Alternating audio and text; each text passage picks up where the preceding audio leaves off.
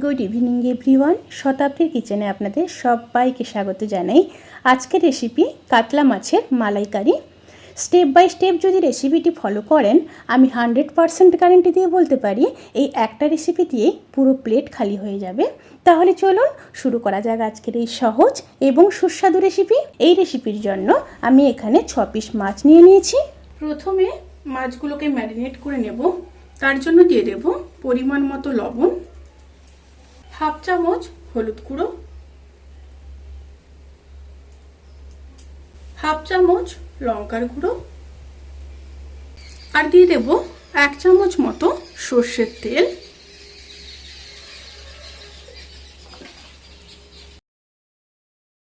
মাছগুলোকে ম্যারিনেট করে 15 থেকে 20 মিনিট অতি অবশ্যই ম্যারিনেশনে রেখে দিতে হবে। মাছগুলো ম্যারিনেট করা হয়ে গেছে। এবার একটা মশলা রেডি করে নেব। তার জন্য নিয়ে নেব একটা মিক্সিং বোল, দিয়ে দেব 10-12টা কাজু, 1 চামচ চারমগজ, আর দিয়ে দেব 2 চামচ পোস্ত। সামান্য জল দিয়ে দেব, দিয়ে একটা স্মুথ পেস্ট রেডি করে নেব। প্যানটা গরম হয়ে গেছে। এবার প্যানের মধ্যে কিছুটা সর্ষের তেল দিয়ে দেব। তেলটা গরম হয়ে গেলে ম্যারিনেট করা মাছগুলোকে ভেজে নেব।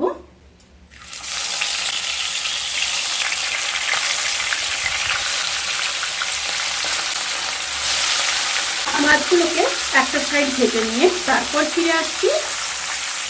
একটা সাইড ভাজা হয়ে গেছে, এবার উল্টে দেব।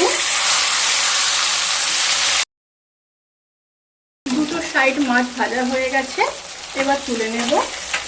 এই রেসিপির ক্ষেত্রে মাছগুলোকে বেশি কড়া করে ভাজার কোনো রকমই দরকার নেই, হালকা করে ভেজে তুলে নিতে হবে।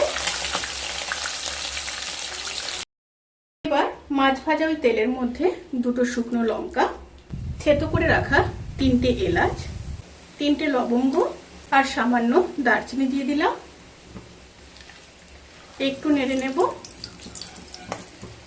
তেল থেকে যখন সুন্দর একটা স্মেল বেরোতে শুরু করবে, সেই সময় 2টো বড় সাইজের পেস্ট করে রাখা পেঁয়াজ দিয়ে দেব।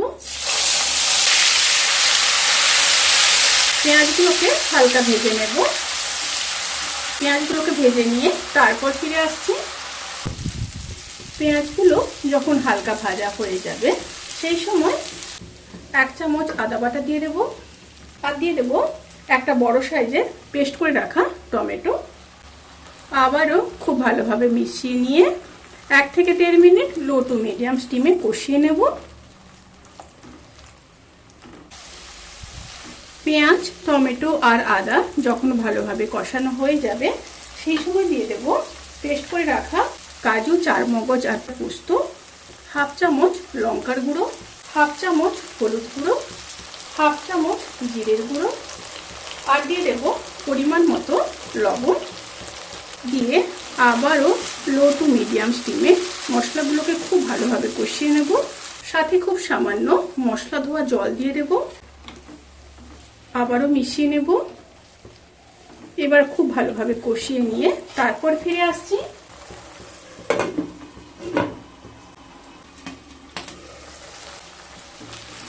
মশলাগুলো খুব ভালো মতো কষানো হয়ে গেছে। দেখুন সাইড থেকে কিন্তু খুব সুন্দরভাবে তেল ছেড়ে দিয়েছে। এবার নারকেলের দুধ দিয়ে দেব। এখানে আমি একটা নারকেলের পুরো দুধ ব্যবহার করেছি। আবারও মিশিয়ে নেব। এবার ফুটে আসা পর্যন্ত অপেক্ষা করব।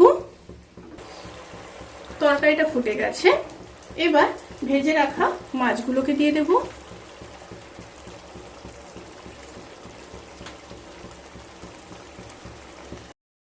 সাথে মাছ ভাজার তেলটাও দিয়ে দেব।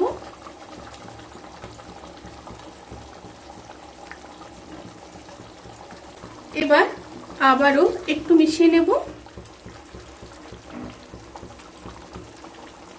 মিশিয়ে নিয়েছি। এবার ঢাকা দিয়ে 5 মিনিট লো স্টিমে রান্না করে নেব।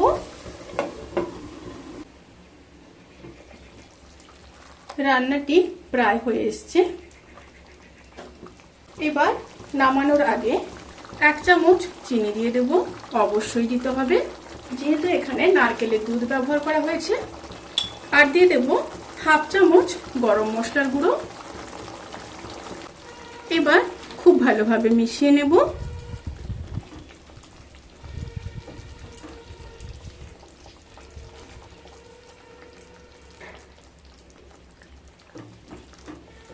খুব ভালোভাবে মিশিয়ে নিয়েছি।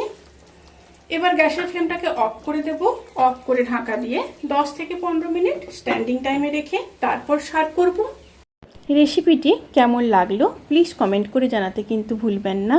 যদি ভালো লেগে থাকে তাহলে সাবস্ক্রাইব করে পাশে থাকা বেল আইকন প্রেস করে নোটিফিকেশান অল করে রাখবেন। তাতে করে আমি যত রেসিপি দেব সমস্ত লিঙ্ক আপনাদের কাছে পৌঁছে যাবে। আপনারা সবাই ভালো থাকবেন, সুস্থ থাকবেন, সাবধানে থাকবেন। আজকের মতো এই পর্যন্ত। পরের ভিডিওর জন্য অপেক্ষা করুন। টাটা।